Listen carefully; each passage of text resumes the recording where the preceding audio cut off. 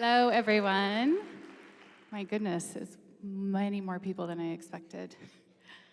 All right, so I'm going to tell you up front that you are allowed to have your devices out because we have QR codes that I'm going to give you some instruction to do, right? So we're going to do that. I'm going to give you access to certain things, and so you're not going to have to take notes or any of that stuff. I'm excited that you're here, that we're going to do this together. First of all, thank you to CCV. Round of applause for them sponsoring this. This is super important, right? I'm a mom. I have a 14 and 15-year-old. I'm in this with everybody else, so I appreciate that.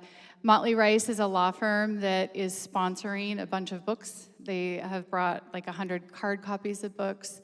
And then if you look at this QR code, I'm going to teach you right now. If you want to get your phones out and scan this, I'm going to show you. Once you scan it and click it, you're going to slide up and then make it disappear, and that tab will be open for you. If any of you at any time when I'm saying things that hit a nerve, specifically Motley Rice, they are about causes, not cases, but they are people that are sponsoring litigation against some of these big tech companies that are taking advantage of our kids. I'm helping them in terms of the issues that, from a psychological perspective, attorneys don't talk psychology very well most of the time. So anyway, I wanted to say thank you to them and let you know that they are here if you need help. All right, so phases of childhood. We're going to start here because I want to get an idea of where everybody is. I hear one. So show of hands, how many of you have infants? Okay. Braving it tonight. Thank you for coming. Toddlers, how many toddlers? My goodness, I feel like the same hands are going up. Okay, you guys are in the difficult part of life. Preschoolers? Wow, okay, I should have made you sit in groupings. That would have been easier. Okay, elementary child in elementary school? Oh, you guys are right on the cusp. Okay. And then teenager. How many middle school, high school? Oh my gosh. All right, give everybody a hand for being here because it's really hard as a parent, I know, to get the time. So each one of these phases, I know that we talk about this in church as well, but each of these have different needs, attachments, styles like that, but really all of them are important. So because you guys can access this, I'm not going to read all the details on it. You guys are going to have access to these slides later. But it's really important to recognize that at each one of these phases, our children are looking to us for that reassurance. Those of us that had our hands up as teenagers, even though they act like they don't want us around, I promise they do. They are actually more in need in middle school and high school than ever before, even though they are incredibly difficult to show up for sometimes when they're difficult. That's how I'll say it. I love my children. They are very difficult. Okay, so we're going to get to some scary stuff, and I'm going to promise you in the end it's going to be okay. I don't want anybody to feel judged. I am here to give you advice and information. I even actually brought some details just because I didn't want to get it wrong. But I really want you to recognize and understand where you might sit against the rest of the United States and where our trends are right now. Because I know that your kids are telling you they are the only one that doesn't have X or one of those things, right? How many people get that complaint? Yeah, okay, like literally almost everybody. Okay, so the average age of first technology device in the US now, when kids are owning it, is 6 years old. So that means that what typically happens is they have their own iPad, their own old phone. Parents assume a lot of times what I hear is that it doesn't have service, so we don't have to worry about it. But if it has Wi-Fi, we should have to worry about it, right? They can access anything.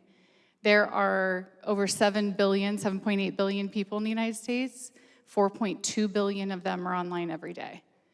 So if you think about where your kids are going and who they can interact with and who can interact with them, those are the statistics and the numbers that you're looking at. The average age of first pornographic viewing, we just had this conversation backstage, and I think several people left because I scared them, but it's now 7.5. So COVID moved it down. It was 9, then it went to 8, and now it's 7.5 statistically in the United States. When your children hit second grade, what happens is they are assigned, typically under the core standards, they are assigned the task of looking up a historical figure that is Ponce de Leon, Sir Francis Drake, something like that. The ad industry themselves, and we're going to look at some statistics later, actually attach ad bundling to those historic figures so that it attaches to those searches on our kids. That is not fair. It is what is happening, and until we can get legislation and the tech industry to understand and stop doing that, and you'll see where the United States falls in this, because we have the absolutely worst laws in the world, in my opinion. The average percentage of students on cell phones, like this is a statistic I just pulled from 2021. So 95% of middle schoolers, by the time they hit middle schoolers, have their own phone, their cell phone. I was just letting them know, I have very, very poor areas. The Bible Belt area, they've been devastated through loss of jobs and things like that.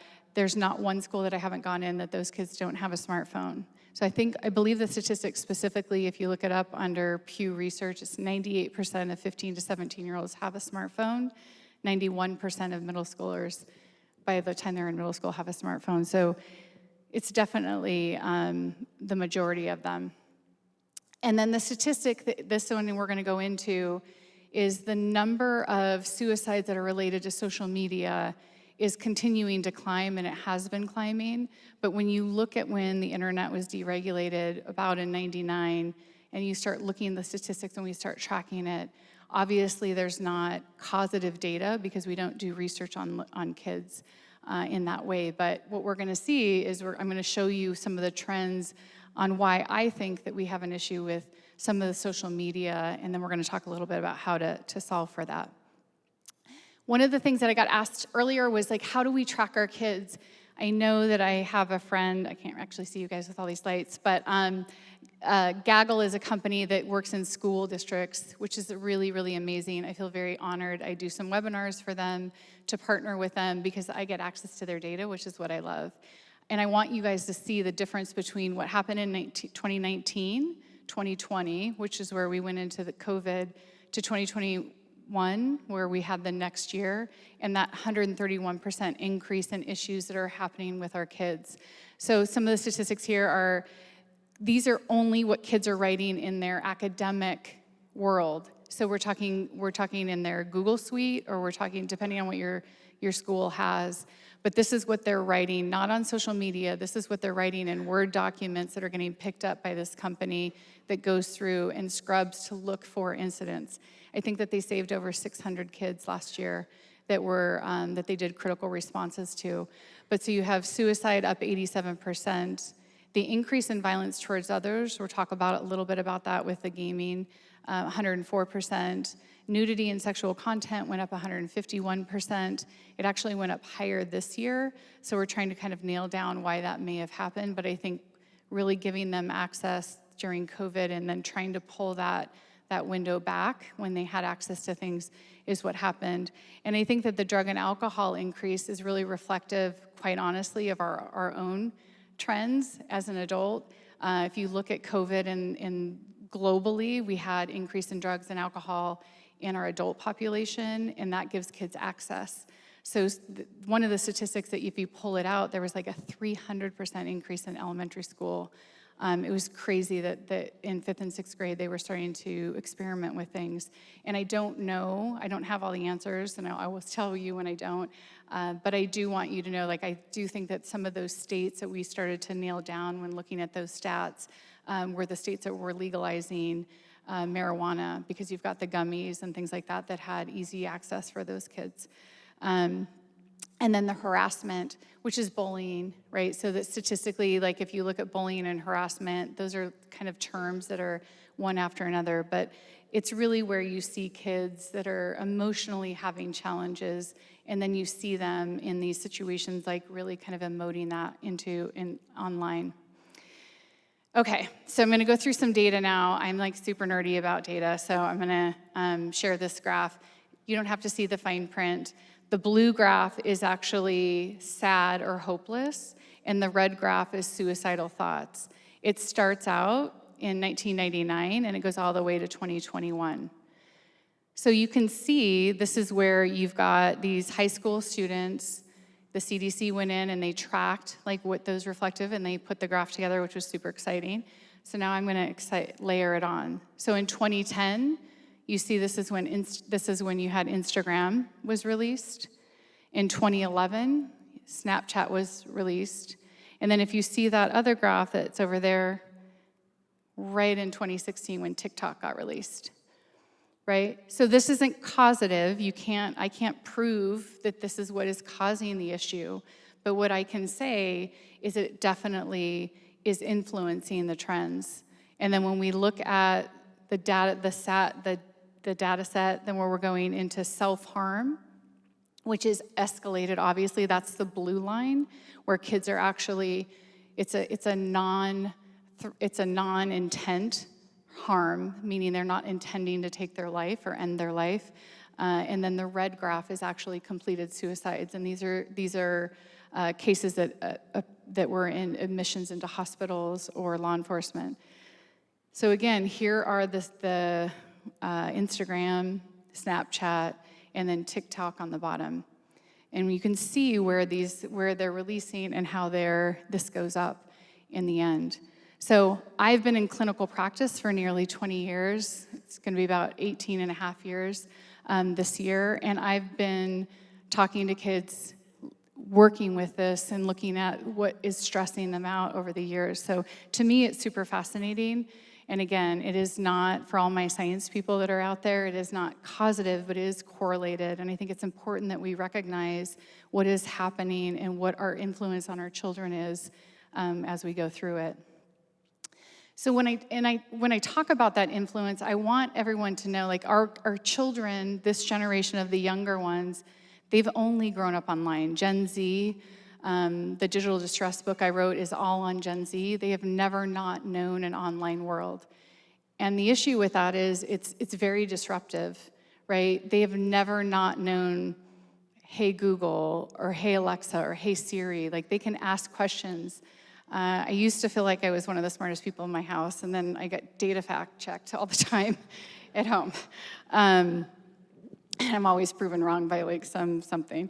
But what you have to know is that our kids are not, there's really no kind of solace for them.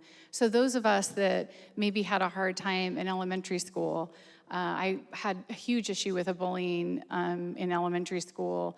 And I remember I would at least be able to go home and my grandmother was there and I would have that space until I had to go back to school the next day. You know, those are moments where we had that ability to decompress and let go, and we just don't have that anymore. So these kids are constantly being stressed or pressured with something because they're usually attached to something. So we have to kind of learn how to understand that that's their world. It's also disruptive in a lot of ways in their other life, which is their educational world. So in their educational world, if you think about what we as adults went through school, it was always that fund of knowledge.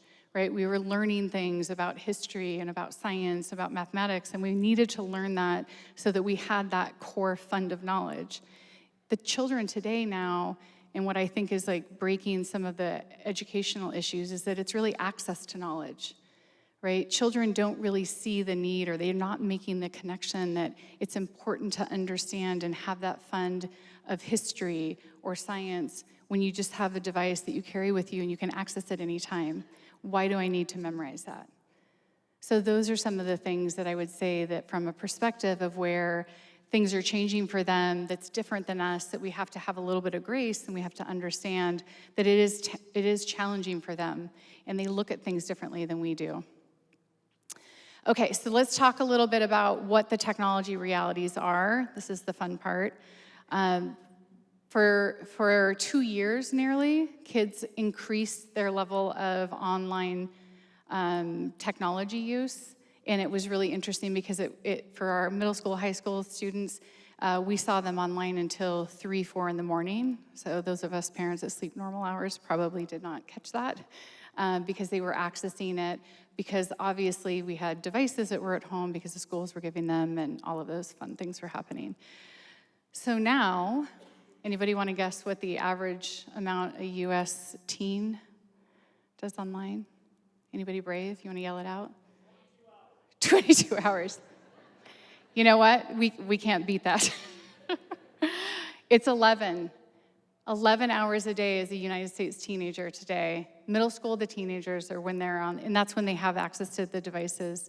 So we have to look at why is it that they have that. So some of it's educational, some of it's personal, and some, like, we're going to talk a little bit about a digital diet on the solutions part, but they're online quite a bit. So I'm going to show you where they are. Anybody not aware of TikTok? So it's a video streaming, right? And I actually did a post, I think in my Facebook on TikTok. TikTok is obviously through ByteDance. It is a China-based company. They do not allow their children to go on TikTok in China, which I find very interesting. They do have a separate, one called Daiyang. If anybody speaks Chinese, it's not how you say it, I'm sure. But I feel like it's how you say it when you look at it. But their TikTok is very different than our TikTok. Their TikTok is about empowerment, about skill building, about falling in line, supporting others. So it's a very different TikTok. They look very similar, but the content is extremely different. Obviously, it is through a regime that can monitor everything that anybody is seeing. But I do find it interesting that what they send us on TikTok. And if anybody is brave enough and is not worried about their IP search history, and you want to test the theory, put in TikTok porn, and you will see what is actually on the TikTok threads and the things that are on there that our children actually have access to, which is a little bit terrifying. Instagram, everybody knows this. I feel a lot of kids are on Instagram. I think that all of these, Instagram for me specifically, can be really used for good. I worry about any kids before high school being on social media. My kids are 15 and 14, are not on social media, but I am the worst parent apparently in the world, according to them. So the Instagram to me is something that they can brand themselves if they're academically inclined, if they're athletically inclined. This is something that we would kind of equate to LinkedIn. That is not how they use it. It is graphically enhanced. And so where I see a lot of press points for young women is that this is where we start to see them start to get sexualized. So the more likes that you get, the more things that you put on there, the more racy it is, the more people that respond. That's the issue I feel with Instagram specifically, and it really is a commodity to be able to look at those pictures. Snapchat, I do work with ICAC, Internet Crimes Against Children units. I have a lot of situations as an attorney and a psychologist where I have parents come to me because they have a legal issue with their kid for whatever, if it's a phishing scam or something like that. Snapchat is one of our best providers of data. And most of the kids think that those messages disappear. They do not disappear. Snapchat has them on servers, and if I'm sending a message to somebody else across, and there's these third-party data bots that can come up and grab it, and the AI technology now actually grabs those images based on what they show.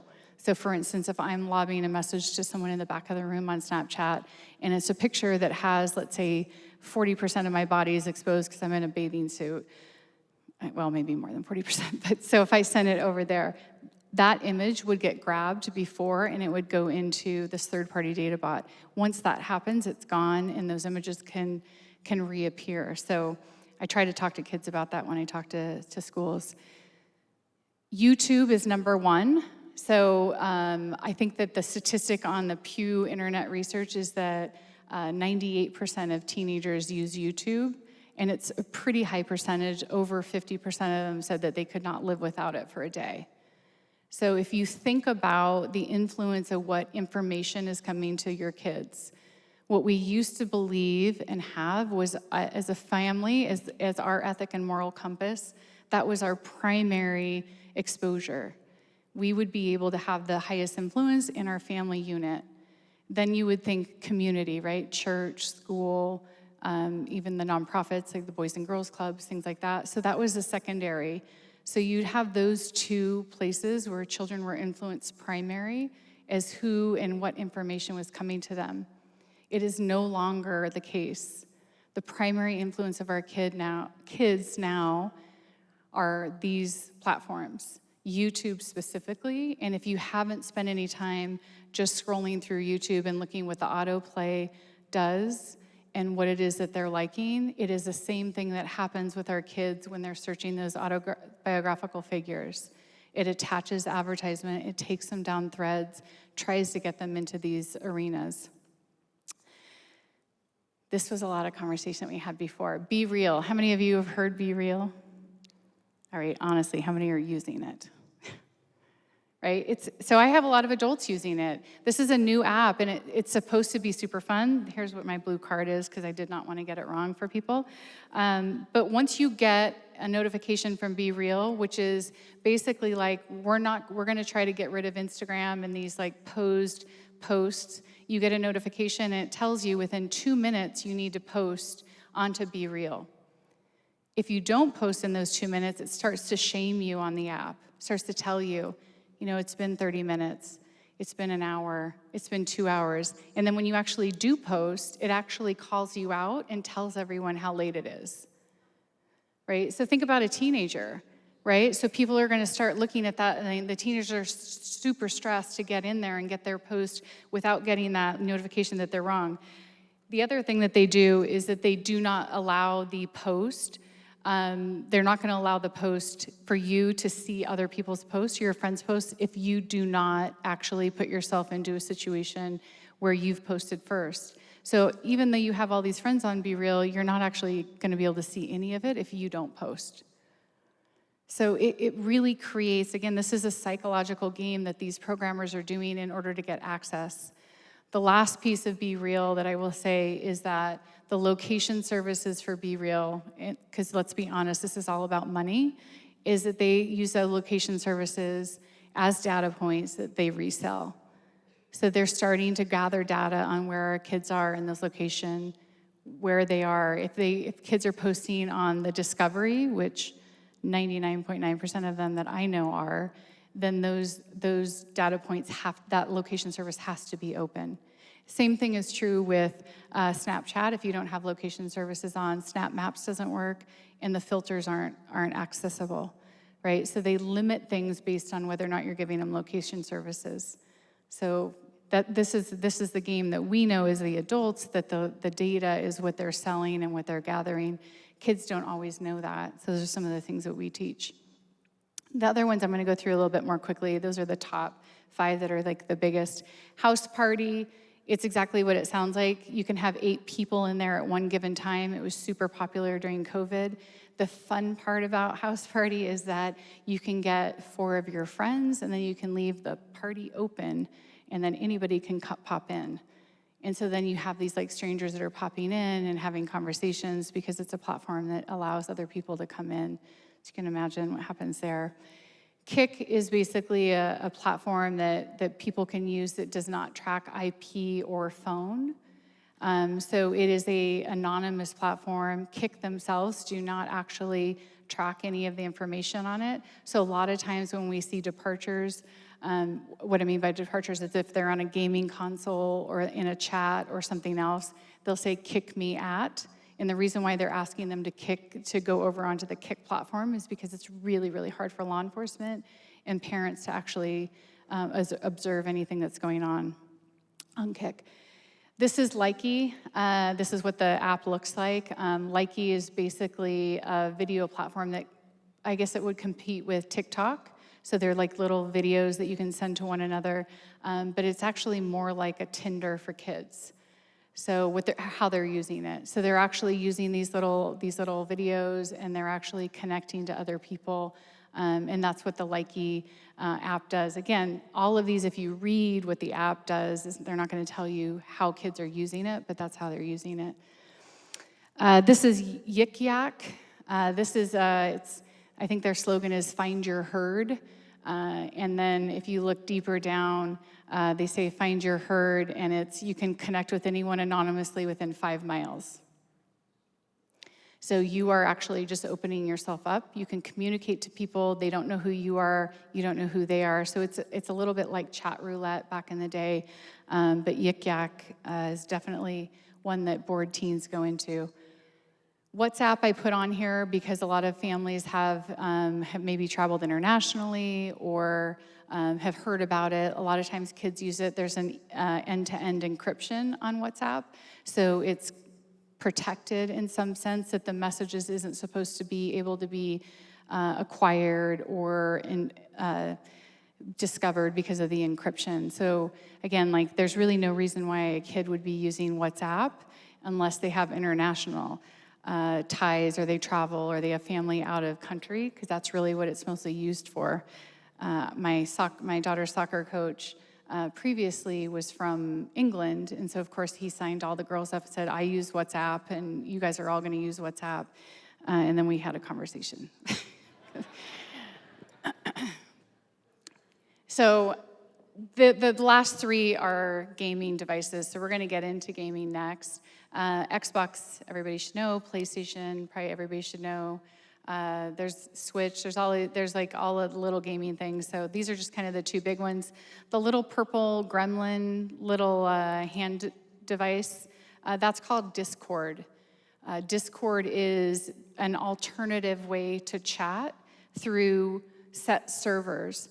So what you see with a lot of times with these kids is instead of using the chat functions within PlayStation or Xbox, they'll separately wire in and go into a Discord server and use that for their gaming. Not always just gaming, but it's primarily just for gaming. I had interesting server names. I'll pick, I would say that I guess my favorite one would probably be the simp server. Does anyone know what simp is? You want to say it out loud? Yeah. So it's basically, I can't remember what the S stands for. Suckers, right? It's mediocre. They're going after sex in the simp server. The one that I was involved with a teenager that got caught, ended up driving 13 hours to go meet a girl that he had met on the server. The parents, both very well-established attorneys. He was a straight A student in the gifted program. He was 17. I don't think that they knew he was going 13 hours, and then he showed up and then identified that this actually wasn't the person that he thought he was talking about.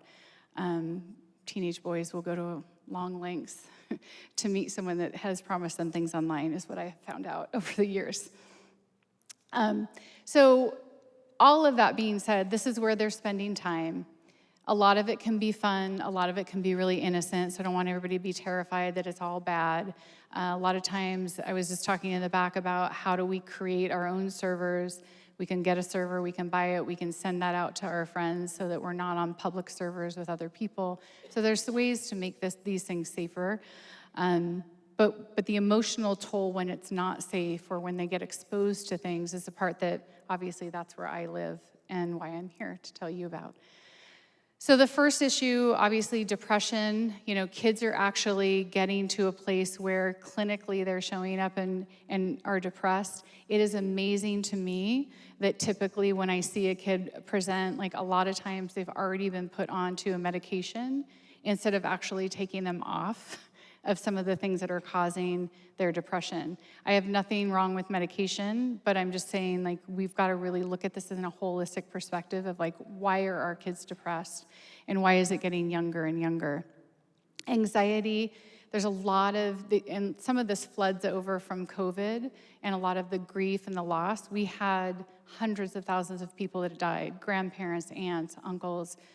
Children were not immune to teachers quitting, leaving school. So there's a lot of anxiety about what is the state of the world and how do we move forward.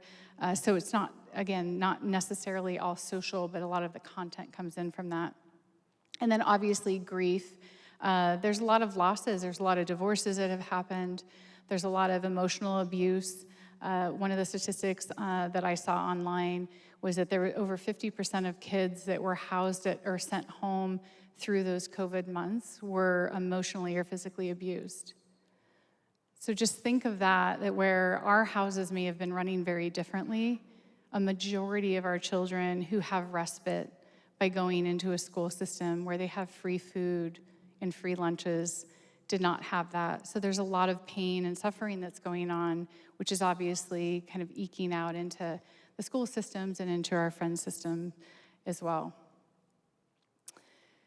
So when I talk about some of the places where we can go, this is, to me, the part that you're gonna get exposed to some things that maybe you didn't want to see, but I'm gonna show you anyway, because that's what I do.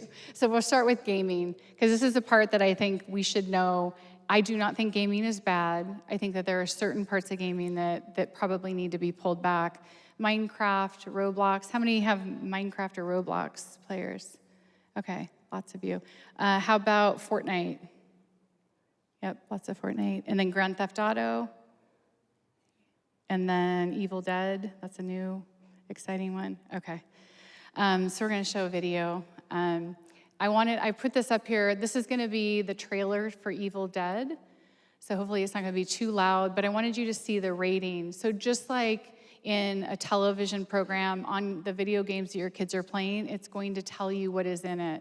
So Evil Dead, which is very popular around middle school and high school, says that it should be 17 and up, but I'll let you look at it.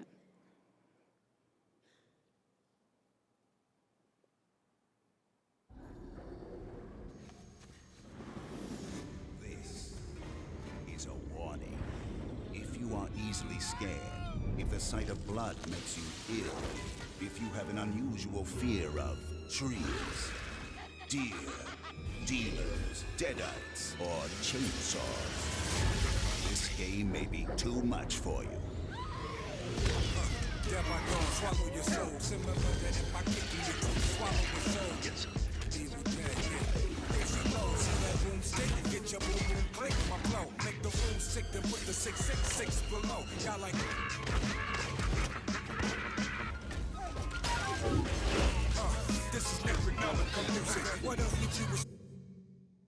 Right?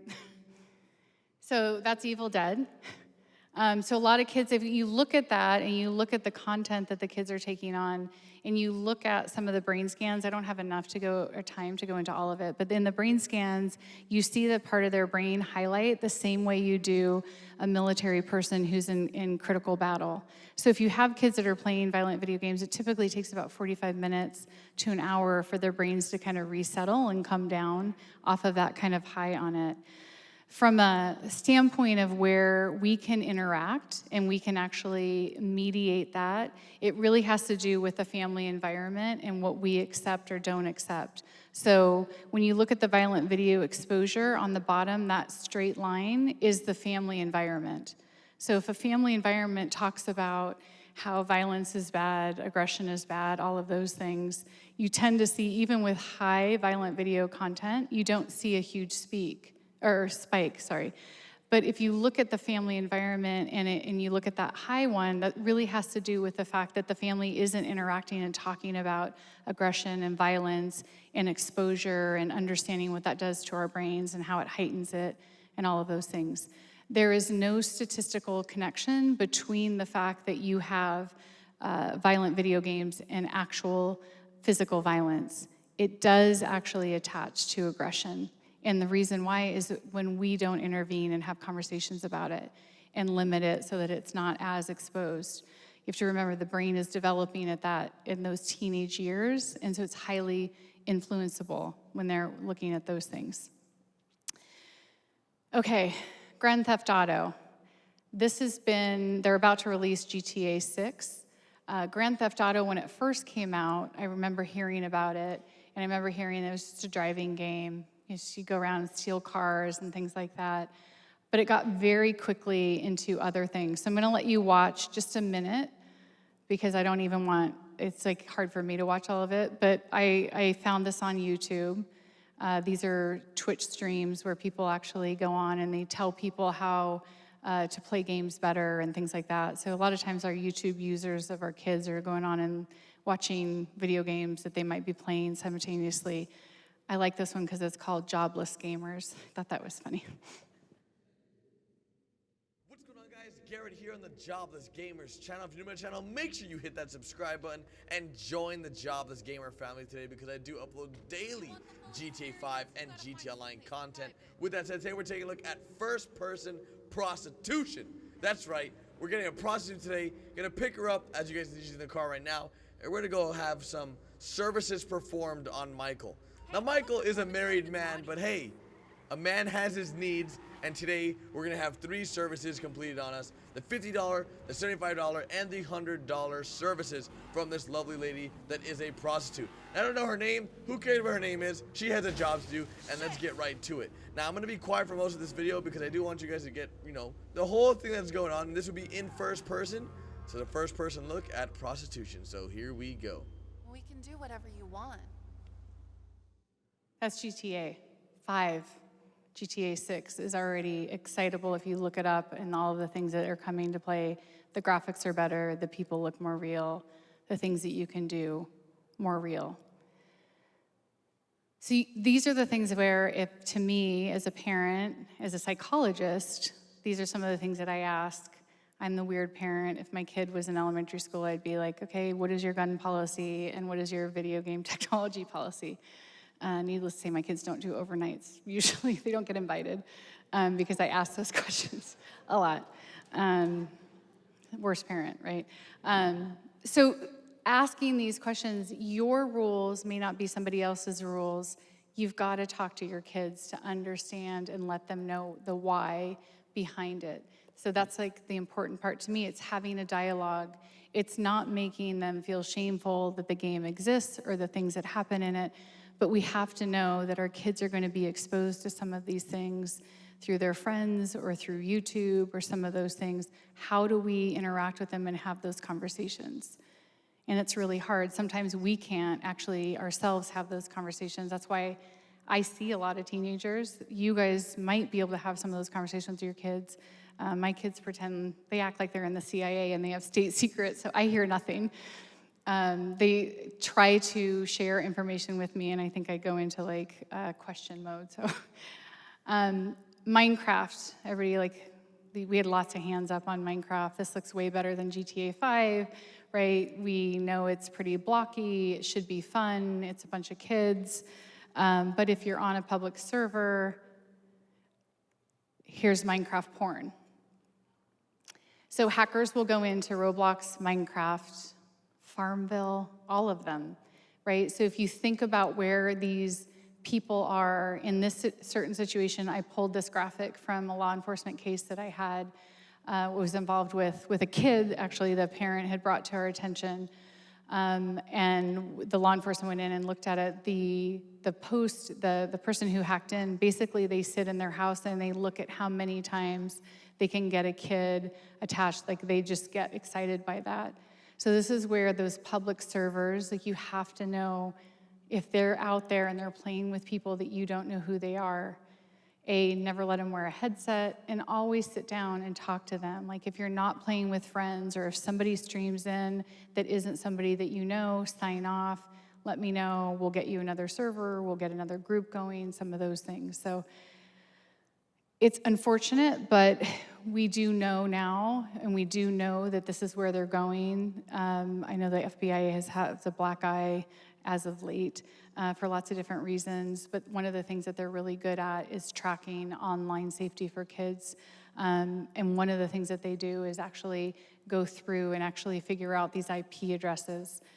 The difficult issue that we're seeing with some of these online predators is they're using the gaming, or they're using social media, they're going in there, befriending our kids, and then they're getting our kids to send them pictures, which then they can start threatening our kids, either extorting them for more pictures or asking them for money, things like that. So those are kind of the things that where if you don't have a conversation with your kid and they don't understand that that person might be in Indonesia or Africa or somewhere out of the country, they may not be the next door neighbor or a friend that you know. So it's just having those conversations so they know that. GameSafe, they're just a group. I told the leadership here, They came to me and asked me a little bit. They're a new group that's coming in. They're looking at predators, hate speech, bullying, and vulgar content. So it's a company that's coming out. They actually have the IP to manage that chat, which is really exciting. So they're right now doing Minecraft and Roblox. So it's another time for you guys to take your phones if you have Minecraft or Roblox, if you want to scan that. They're actually giving that. I don't know what their offer is, but I know that there's somebody that can actually help monitor that for you, and I know that it's a better deal than otherwise. So, and again, you guys will have access to these afterwards, so you can go after on that. Gateway to sex addictions. To me, this is, it's almost a $100 billion industry. It is no surprise that they're going after our kids, because their kids actually have a longevity of, right, if you hit a kid at 7 and you get them addicted, that you have this whole time. The picture in the end with the gentleman with the headset on, that's VR, PlayStation, and they have porn. About 100,000 videos per month are made in VR porn, and they actually have it attached now to haptic technology, which is actually terrifying to me, where you can put on like what looks like a yoga pant, and then as a young lady might be crawling up your legs, you actually will feel that on your actual pants, and it's kind of terrifying, but I didn't want to show too many videos. So the porn sites today have more traffic in the United States than Twitter, Instagram, TikTok, Netflix, Pinterest, and Zoom combined. I probably could have picked a different grouping, but just for a second, think about that. Think about how many people are on those platforms and how large and how big the footprint is for the porn industry that's going after our kids. This is Pornhub. They gratefully give us a year in review and tell us about like who is the most utilized user, and of course we are in the United States because we have the least amount of regulations out of every country, and we don't have any regulation on the advertising and those ad bundles that I talked to you about earlier. And then surprisingly, or maybe not surprisingly to everyone, teen is the most common word used in porn titles. So it is where people are looking. So this is where I try to connect the dots for the kids in middle school and high school. I talk to them about how they don't have to do extra work to wear the short shorts and the half tops. That there are people out there that are grabbing those images. The next area that I think is a big one that I see in my practice a lot is disordered eating, which is the disordered eating for boys and girls is now becoming more ubiquitous, and I think a lot of it has to do with because they're more public with their image and they're showing their lives more and who they are more. So this is a website that looks like Pro Anna Lifestyle Forever. This is created by a kid on how to be a better anorexic. There's Pro Mia sites as well. So these are, and then you'll see these hashtags: fit girls, eat clean, thigh gap, thin girls. So if your children are on social media, you've got to pay attention to where, if you're doing spot checking on their phones, like where is it that their feed is taking them? Wherever their feed is taking them is the content that they're actually getting. Some of the things that they post on there, inspirational, of never admit you're skinny enough, recovery is a sin. These are all things that are pulled off of social about how to encourage people to kind of jump in to that world so that they're not in there alone. The next one, self-harm. This one, to me, it really exploded. You saw the graph in the very beginning. It really exploded with TikTok and the sharing of that information on that site of like what self-harm can do in terms of reducing your anxiety. So almost as it was solving it. But what I see is 90% of those kids that are actually self-harming are not the kids that are actually intending to hurt themselves, but they're actually intending to try to feel something, or they're trying to actually connect with someone in those adolescent years where everything is really difficult for them. And then those that are actually reporting it do tell, and like this is Pew Research, that basically they're finding ways online. So erasers, ID badges. It's not the getting the razor blade out of the leg shavers anymore. There's other ways that people are self-harming. We would even, in my world, consider like the Tide Pod challenges and some of the ghost pepper challenges and things like that. They would kind of consider that like where you're actually doing something to kind of intend to harm yourself in order to get a reaction out of it from someone else. So the impact, right? We talked about a little bit of this. Again, I'm not going to read the little part, but the disrespect that you see with your kiddos when they're like fighting back is really more indicative of like something else that's going on with them that's a little bit deeper. These are the signs where we know something's wrong. That hopelessness where you kind of see a kid shut down or start to go in their room more and more, you have to anticipate what are the triggers in that? What are the things that might be difficult for them? Is it a bus ride? Is it somebody on a team that they play on? Like, what are those triggers for them that's causing that to come down? And then one of the things that I think that people don't look at is the recklessness piece. A lot of times we look at kids and they're sneaking out of the house or they're starting to experiment with drugs or things like that. A lot of times that behavioral sign is that call for help. So we're reacting up here, right, to the parts where we're seeing that they're doing wrong, and we're not getting a little bit deeper and figuring out why. Why is it that they're choosing to do that? Because kids ultimately want to do well. They want to be part of our families, and they don't want to get in trouble. So those are some of the three that I see in my world. One of the things with technology's impact, I'm going to go through these pretty quickly, but 80% of children under the age of 15 today are now exposed to a cyberbullying, sex trafficking, or pornography. That's a big statistic, and that's a lot because it's three really of the largest areas that are out there. The issue that I have with that is that those children that are exposed to those things early on, 50% of those end up either having an addiction issue or self-harming, some sort of self-harm that gets impacted because of that early exposure. So obviously we're trying to stop that. Suicide, we've talked about, is the second leading cause of death for 10 to 19-year-olds. Self-harming, suicidal thinking has gone up 225% in elementary and middle school if you bound those groups together. So it's trending to get a little bit younger. And then obviously because their brains are developing, they don't know how to self-regulate all the time, and we're tending to really crush them with schedules. Schools are trying to put more testing measures, trying to get their academics up. They're trying to do all of these things. They think that they have to do other things in clubs and sports and all of that stuff. So part of that self-regulation is learning how to just be and just taking a moment to calm ourselves down.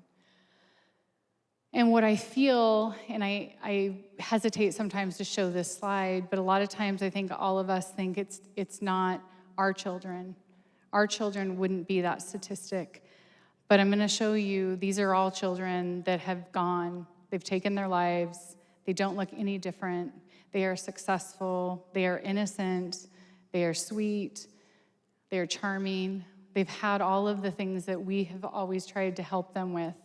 And the issue that I see happening now, and this is the part where it encourages me to go out and talk more and share more, is that we have kids like Gabriel, who was only 8 when he took his life because he could not handle the bullying in the incessant time that when he would leave school and come home, was never getting a break from that. And Trevor, who was 9, who was trying to figure out and share something with his peers. We cannot have children in these, we would never think to look at that age group, but yet they exist. And I just really wanted to caution and share that we ask questions of our children's friends, in our youth groups, in those things, that it's not a bad word to talk about how we reach out and how we manage it. So solutions, the good news. I told you I would get to the good news. The ability to have resilience requires our children, it requires us to go through difficult times.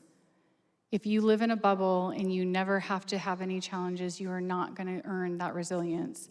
But what we learn through our mind, which is that intuitive awareness, and our brain, which is that nervous system in our body, and then we also have, obviously, the ability to have attachments like the relationships that we're having, right? Those are all critical pieces. This is Dan Siegel's work, critical pieces.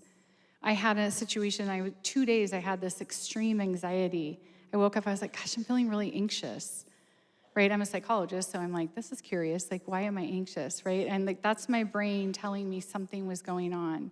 And I wasn't connecting it into my head, right? I really wasn't putting like the cognitive piece behind it until I like stopped myself, pulled myself into a moment. I actually went on a treadmill and started walking, and I was like, what is going on? Like, why am I anxious? We've got to teach our kids how to do that, and we have to give them the relationship where they're trusted. They feel that they have a trusted person that they can talk to and share that information with. And again, for me, my kids have somebody that they talk to because they clearly aren't going to talk to me, which is fine. I want them to have somebody, whether it's through a youth group, a counselor, somebody at school, but just make sure that they have somebody, because that attachment piece, that relationship, is what really moderates those issues. Whole health, my piece is always start early, give them education. The peer-to-peer piece, getting your kids in these youth groups, is critical and vital. They will keep each other accountable, right? They will find leadership in that. They will hold each other accountable if they're able to talk about it in safe spaces. And I met some of the leadership here, I'm sure at the other campuses, like the youth pastors are always so great. Diversion, these are programs that we do, but the supportive solution at home is create a solution that they can recover from. Don't let them think that they can never recover. We will make mistakes. Children will make mistakes. We have to let them know it's okay and that we expect them to make mistakes. That's what's so important for our kids, so that they know that that's something that we understand and will help them build back from. And then obviously the community, getting them involved, having a community, because otherwise those other influences with people that you have no idea, and what, the TikTok famous or the YouTubers or things like that, think about what the messaging is that your kids are getting from that and whether or not you have as much control about it. And that's why it's important to manage your own community. So tips from home, establish limits. One of the fun things we do is Tech-Free Tuesday. So I'm constantly getting in trouble if I'm like on my phone or I bring my computer home and it's a Tuesday. Those are days where I'm supposed to be out pretending like I can jump on a BMX bike or something with my kids. So we try to do things on Tuesday evenings with our kids as much as we possibly can. So these are just some ideas. The digital diet is one that you can take. Usually I have a graphic, but it's the same thing as where you want like the base of your food to be healthy. The like tip top of the pyramid might be like the donuts or the pie or the ice cream or things like that. We can have a little bit of that. So think about on your digital diet, is the breadth of the digital screen time, is that academic? Is it critical thinking? Is it exploring different things like that are beneficial to you? And like that little piece on top where you can limit the amount of time that you actually are online in that social media, gaming, that kind of stuff. Lead by example. We are all very busy humans, and so our children are watching us at every minute. So if you were driving a car and somebody is texting you and you pick that up, your children will do the same thing. So if you don't want them to do it, we can't do it. And again, I have a child with very little grace, and she reminds me every time I break one of those rules. Meals are also important. When are you connecting, right? And again, like in busy schedules, maybe you don't have time to do a family meal, but you certainly have time to put a device down and spend the 30 minutes having a meal and having a conversation, even if you're in a car or wherever you are. And then the community, that parent support network, I will tell you to live on an island by yourself. Your children are always going to tell you, I am the only one that does not have Instagram. They're all going to, I promise you, they will all come to you and tell you that they are the only one. Everybody else has cell phones. Everybody else has all of that stuff. I used to tell my kids, because those parents don't love them as much as I love you. Doesn't work. I wouldn't use that. That's not a very good one. But if you have other parents that are also agreeing that they're not going to give their kids social media until 10th grade, or they're not going to give cell phones until ninth grade or whatever. So if you can get even just that small group of parents to be on your side and you guys make those decisions, again, I cannot hesitate. Like the pastors in my life growing up were incredibly important. Those teen youths, the teen groups, and that screen influence, just pay attention to what your kids are taking in and having conversations about it so you can see. Okay, you don't have to write this down. These are my ideas: screen time, how to turn it off, setting a screen time passcode. I'm gonna give you a QR code if you are an iOS user, so get ready. The one thing I would say is always make sure your kids have to ask to buy an app or download an app. And it's very interesting that in iOS systems that the ask to buy varies by age, but in the United States, it is under the age of 18 that you can, but for children it's 13. So at some magical time, Google and iOS systems tend to believe that 13-year-olds should be able to make all their decisions by themselves. So here's your QR code for your Apple phone user parents. It'll take you straight to the page that I just pulled that information on.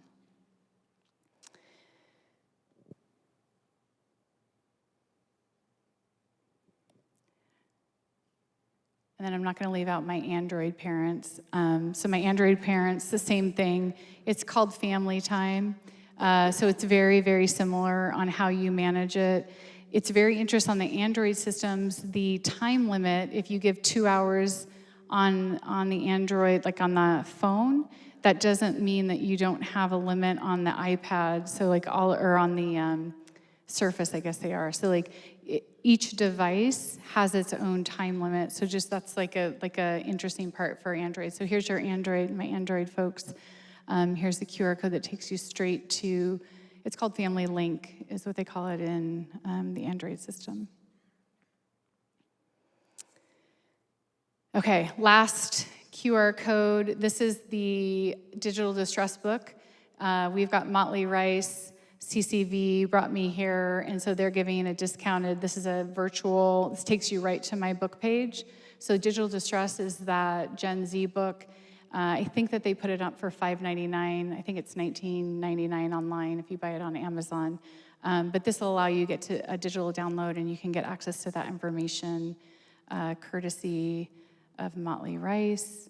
And then one of the things I want to say is that even though we shared a lot of super scary information here, your children and their confidence and who they are a reflection of you. So what I will caution you to do is not to go home and throw out every device that you have in your house and lock down your Wi-Fi and tell them that we're going to go live in the mountains. That won't work. Right? We've got to go in, and parents, I know I gave you a lot of scary information, but I also gave you some tips.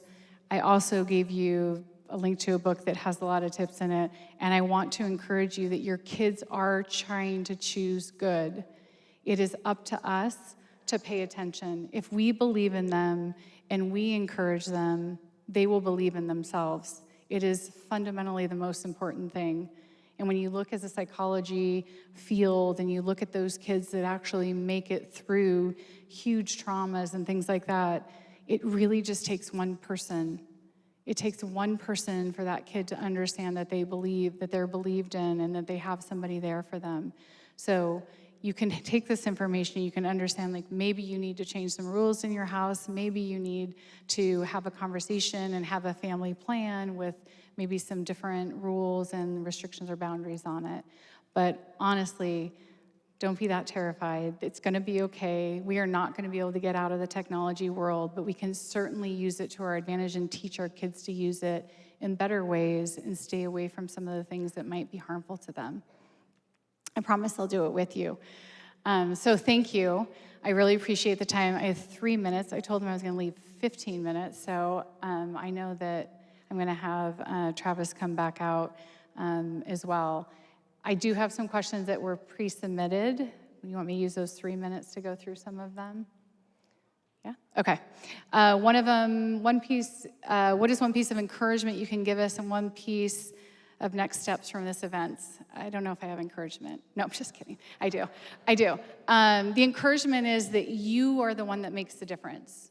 Your love and your support and your grace in these moments is what is going to make the difference. The one action point I would say, pulling from the event, that I would take home with me is to go home and say, hey, I just learned a lot of like super crazy stuff. Like, what's going on in your world, right? And if you can have that conversation with your kids and say, like, typically I'm like, well, what are your friends doing, right? Because our kids are never doing it. What are the friends doing, or what are other people doing at school, right? So have those conversations with them in an open, I call it empathetic curiosity, right? Be empathetic that their world is probably pretty hard, but be curious on what that world is like, because we didn't grow up in the same way in that. Healthy habits for screen time.